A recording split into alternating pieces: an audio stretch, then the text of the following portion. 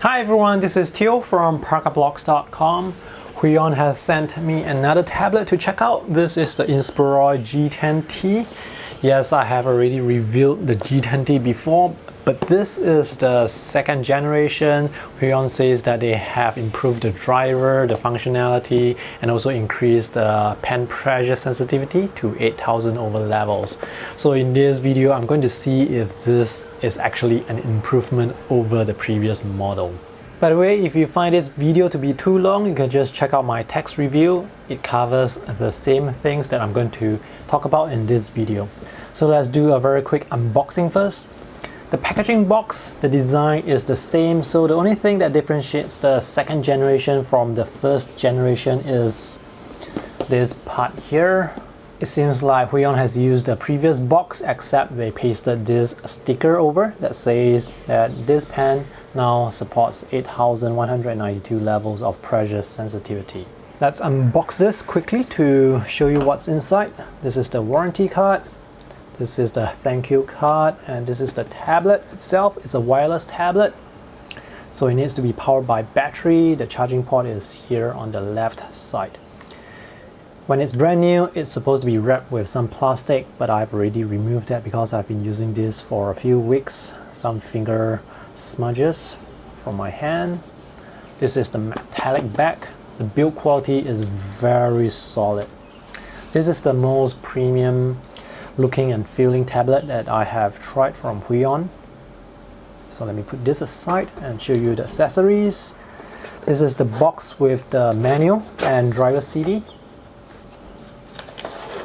This is the pen case that has the pen and the wireless receiver.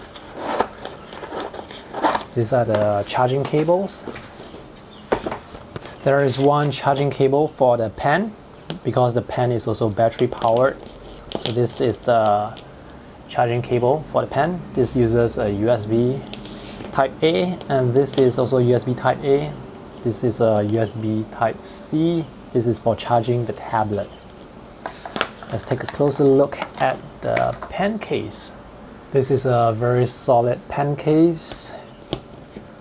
This is the pen. It has a nice weight to it. 2 buttons on the side.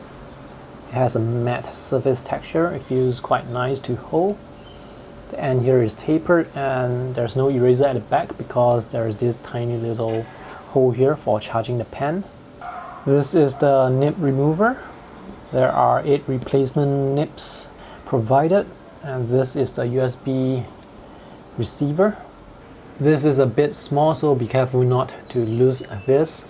You need to plug this into your computer in order for the computer to be able to detect the wireless tablet.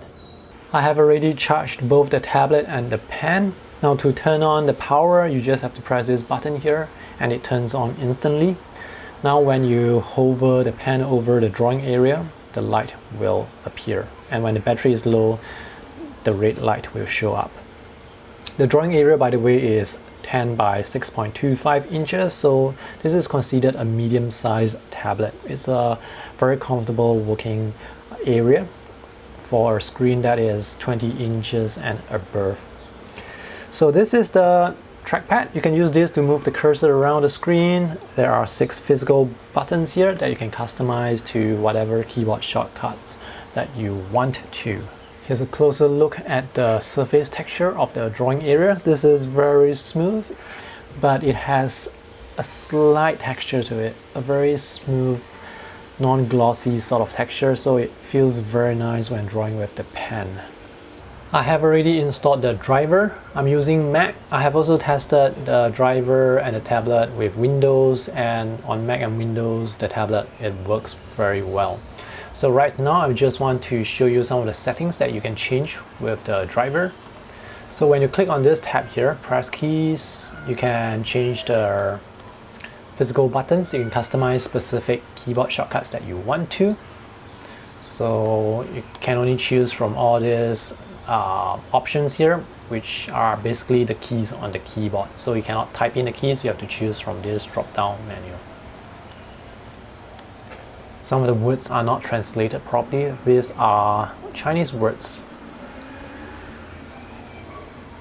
And this is the trackpad. For the trackpad, there's no way to customize the function, so you are only able to use all the functions that are listed here. Personally, I do not use the trackpad, so I actually would just turn it off right here using the check mark. Now in the first generation, you are able to rotate using the trackpad, but it was really glitchy. There were a lot of bugs with the rotating function. So in the second generation, they removed the ability to rotate altogether, and that I think is a good choice. All the basic finger gestures like pinch to zoom, pan, scroll up, scroll down, all of those actually work quite well. So most of the trackpad bugs have been solved with the second generation. So here we can customize the pressure sensitivity of the pen. You can choose the dial here on the right side here. Just dial it up or down. The default value is fine. And this is where you can customize the two side buttons. This is how you can map the working area of the tablet to your screen. If you are a left-handed user, you can rotate the tablet here. You can rotate it 180 degrees so that the trackpad, instead of being on the left side, it will now go to the right side. This is Adobe Photoshop CS5 on the Mac. The strokes, they taper quite well.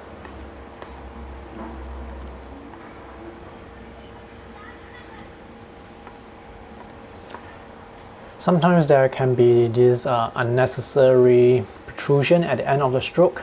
It depends on how you lift up your pen. So if you press very hard and lift up suddenly, you get this. But if you have a light touch, you get very nice strokes that taper nicely. Circular strokes like this are very smooth too. With some other brands or some other tablets, when you draw spirals like this, sometimes the strokes, they can appear angular, but in this case, this is very smooth, very nice. Pressure sensitivity works really well. The transition between thin and thick lines is very smooth. Personally, I cannot see any or feel any difference between 2000 and 8000 over levels of pressure sensitivity. Zooming with the trackpad works very well here with Photoshop and also Illustrator. In the first gen G10T, it was quite bad, but now it's actually very usable. This is Adobe Illustrator CS5. Pressure works very well. This is Medibank Paint Pro. Pressure works here very well. There is no lag here. Strokes taper smoothly, and circular strokes like this, they are also very smooth.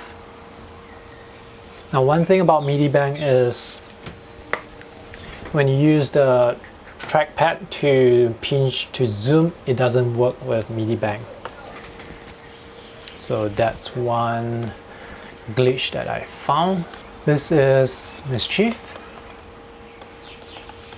Pressure works here as well. This is Krita. Pressure works here as well, very nicely. And the trackpad, it can zoom down, but I cannot zoom back up. So that's the problem here. It's the same problem with Medibank Paint Pro. This is Tayasui Sketches Pro. It works quite well. You can use the trackpad to zoom in and zoom out, so the tracking here, it works. So that's all for the quick demonstration, just to show you some of the strokes that this tablet and the pen can create. And now let's do a quick pros and cons recap. So the major pro for me about this tablet would be the build quality. This feels very solid. It feels quite premium because of the metal back and the smooth finishing right at the front and back. The drawing functionality is very good too. The strokes taper very smoothly. Circular spiral strokes, they are smooth as well, not angular. And this applies to Windows as well. So this is a very good tablet for drawing purposes. The downside is when you draw very heavily and you lift up your pen suddenly, there is this protrusion at the end of the stroke, which is quite ugly. So if you draw with a light touch, or if you lift up your pen very gradually, then the stroke will appear to be smooth. The major improvement of this tablet over the first generation would be the improvement to the trackpad. It now works quite well, although with some software it still doesn't work. For example, earlier I showed you that you can pinch to zoom with Photoshop, Illustrator, Tayasui, Sketches Pro quite well, they work well. But with Medibank Paint Pro and Krita, you can only zoom down, but you cannot zoom back up. Although this trackpad supports a lot of finger gestures, most of those gestures, they actually do not work with graphic software. For example, if you are on the Mac or with Windows Explorer, you can use those trackpad to move around, select files and things like that. But with graphic software, I think only the pinch to zoom it works. If you want to pan around the area, you cannot. If you want to rotate, that feature has been removed, which I think is a good choice actually, because if it doesn't work well, it's best to just remove the feature rather than frustrate the user. I actually do not use the trackpad when I'm drawing because my other hand is always on the keyboard. I really like to use keyboard shortcuts. I find that switching from the keyboard to using the trackpad and then switching back, it's inconvenient. The physical shortcut buttons here, they are nice. They have a nice tactile feel to them and they work well. Occasionally, my hand would actually brush against the surface and move the cursor accidentally, so I prefer to turn off the functionality of the trackpad. For me, the main selling point of this tablet would be the build quality and the wireless feature. Speaking of wireless feature, this tablet is battery powered, so if it runs low on battery, you need to charge it. And the downside is when this is charging, you cannot draw with it. For some reason, when this is charging, it can detect the pen, but when you try drawing things, no stroke will appear. But if this is powered up and your pen is low on battery, you can still draw while you're charging the pen. You cannot draw while you're charging the tablet. So that's quite weird. Anyway, that's the end of today's review. If you have any questions, let me know in the comment section below. If you want to check out the text review or find out where you can buy the tablet, you can visit the links in the video description below. Thanks for watching. I hope this video is helpful. See you in the next video. Bye.